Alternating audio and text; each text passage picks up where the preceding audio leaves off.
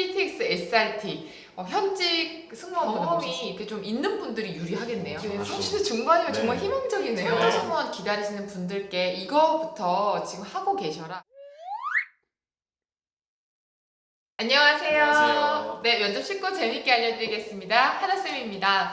오늘은 정말 너무 많은 분들이 궁금해하시는 코레일 관광개발 KTX SRT 현직 승무원분을 모셨습니다.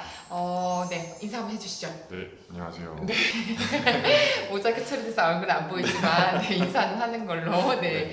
그래서 사실 코로나 때문에 이제 승무원 준비하셨던 분들 중에서 사실은 지금 가장 타격을 받지 않는 게 아마 열차 승무원이 아닐까 싶어요. 그리고 예전부터 궁금한 분들이 더 많으셔서 저희가 진짜 궁금한 것들만 제가 쏙쏙 다 뽑아드리도록 하겠습니다. 준비되셨죠? 네, 저도 최선을 다해서 알려드리겠습니다. 감사합니다. 네, 저희 조스 선배님답게 네, 다 깡그리 다 풀어주시면 좋을 것 같습니다. 노력해보겠습니다. 일단은 제일 궁금하신 게 합격 가능한 스펙적인 부분이 사실 궁금할 것 같아요. 그래서 나이, 그리고 그다음에 뭐 학벌, 그죠? 토익 이런 게 되게 궁금하신데 키 이런 게 궁금하신데 나이가 사실 몇 살까지 가능한 건가요? 요즘 블라인드 채용이죠? 네, 요즘 블라인드 채용으로 바뀌게 되면서 학력, 나이, 키 이런 게 다 제한 없이 운영되고 있기 때문에 그런 부분은 좀 너무 걱정 안 하셔도 좋으실 것 같아요. 네. 그리고 진짜로 실제로 정말 면접 볼 때 그런 게 모르니까 네, 그렇죠. 네, 뭐 키나 정말 뭐 학점은행제 이런 거 궁금하신 분들 다 상관없다. 네, 정말 다양한 분들이, 다양한 배경을 가지는 분들이 많이 오시기 때문에 네. 자신 있게 도전해 주시면 좋으실 것 같습니다. 제일 나이 많은 신입 승무원이 몇 살까지 보셨어요? 최근에 이제 막내 기수로 들어오신 한 분 네. 계신데 30살 중반 때 되신 분도 충분히 합격하셨기 때문에 자신감 가지시고 네, 잘하시고 30대 중반이면 정말 희망적이네요. 네. 네. 이게 진짜였군요. 네. 너무 기분 좋은 소식인 것 네, 같아요. 그래서 이거 정말 유언비어가 아니라 진짜 학점은행제 너무 궁금하다. 나이 30대 중반도 되냐? 네. 다 가능한 거 일단 알고 계시면 좋을 것 같고요. 그럼 이제 블라인드 채용이라고 했는데 블라인드 채용이 실제로 어떤 식으로 되는지 공정한 면접을 하기 위해서라고 했는데 그러면은 실제로 뭘 보는 거예요? 블라인드 면접 볼 때? 코레일 관광개발은? 본인이 어떤 경험적인 내용이라든지 그런 아니면은 실제 현장에서 잘 해결해 나갈 수 있는지 실질적인 업무를 잘 해결할 수 있는지를 보기 때문에 어떤 배경적인 거는 전혀 신경 쓰지 않으시고 지원을 하시는 게 좋으실 것 같아요. 그러면 반대로 생각하면은 경험이 이렇게 좀 있는 분들이 유리하겠네요. 확실히 합격생들을 보다 보면은 어떤 서비스 경험을 많이 가지신 분들이 좀 많으시더라고요. 네, 그래서 좀 경험을 가지시면 유리하지 않을까 생각합니다. 그리고 제가 궁금한 게 그럼 자소서가 되게 어렵잖아요. 네. 코레일은. 네. 자소서 쓸 때 뭘 녹여야 돼요?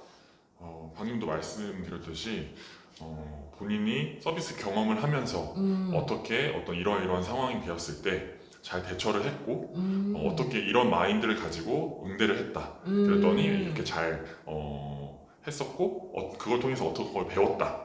이런 식으로 좀 잘 녹여보시는 게 좋으실 것 같아요. 일단은 뭐 거기 핸들링 능력이라든지 문제 네. 해결 능력이라든지 좀 네. 팀워크라든지 네. 이런 것들이 좀 잘 드러나야 네, 되겠네요. 맞습니다. 그러면 키워드를 좀 정리하자면 자소서 쓸 때 문제 해결 능력, 자기 개발 능력, 팀워크. 자기 개발 능력 아까 얘기해 주셨는데 저랑 그게 왜 필요한 거예요? 문제 해결 능력? 자기 관리 능력. 자기 관리 능력? 네, 개발이 아니라 관리 능력. 아무래도 저희가 스케줄 근무를 하다 보니까 네. 본인이 스케줄을 소화해내지 못하면 결국에는 다른 팀 동료들이 피해를 보게 되고 그리고 그거를 또 해결해 나가야 되는 또 좀 메인 센터에서 사무직을 보시는 분들도 또 함께 고생을 하시게 되기 때문에 본인의 어떤 자기 관리라든지 이런 것도 잘 어필할 수 있는 준비가 되어 있어야 하고 잘 어필하시는 것도 하나의 방법이지 않을까 그렇게 생각합니다. 그리고 코레일 관광개발 보니까 그 이력서 보니까 칸 채우는 게 너무 많더라고요. 네. 뭐 봉사활동, 자격증, 그 활동도 다 적어야 되더라고요. 또 하면 아르바이트까지 다 증빙을 해야 하긴 하지만 이게 점수도 좀 나와 있던데 그러면 이걸 다 하신 분들이 아무래도 좀 서합에 유리한 건가요?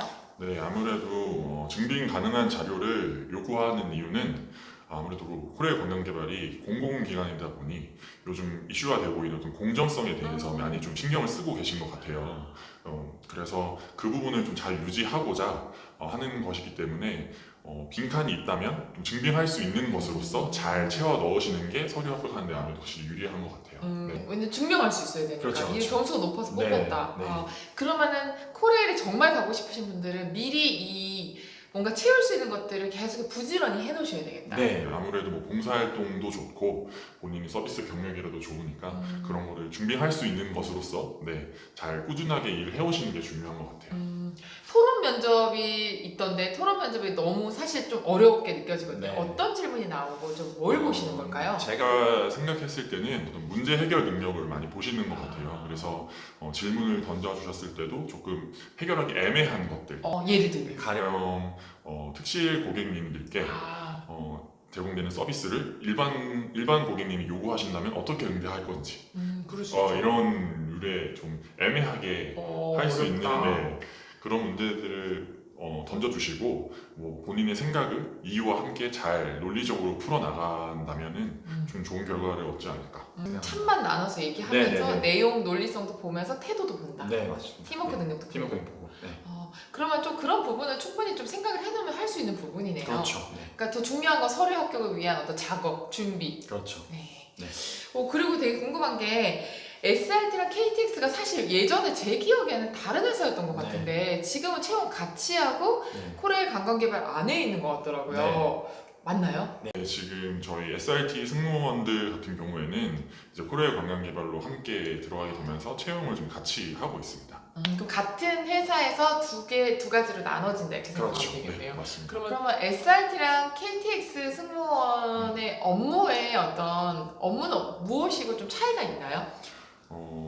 SRT 승무원과 KTX 승무원의 가장 큰 역할의 차이는 검표 업무에 있는 것 같습니다.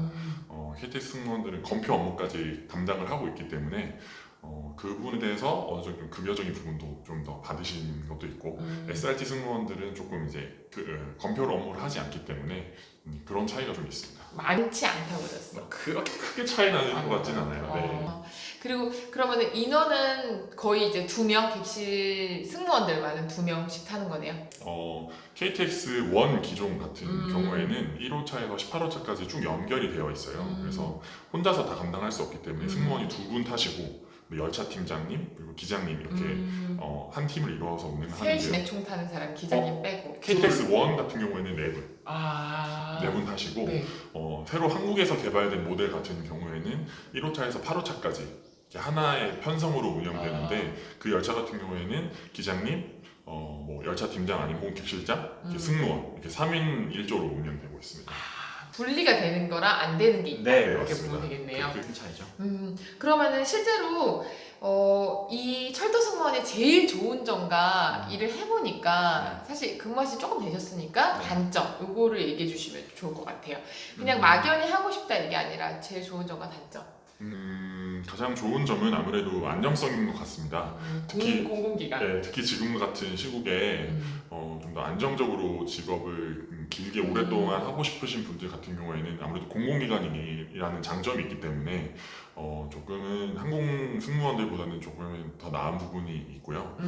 그리고 본인의 커리어를 좀 나이 제한이 없고 블라인드이기 때문에 본인의 커리어를 쭉 이어나가고 싶으신 분들이 많이 지원하시면 좋으실 것 같아요. 나이가 조금 있어도 여러 네. 가지 서비스 경험을 하고 왔어도 네네네네. 좀 계속 일하고 싶다. 네네네. 그리고 여성 복지 이런 복지가 좀 잘 돼 있잖아요. 네, 맞습니다.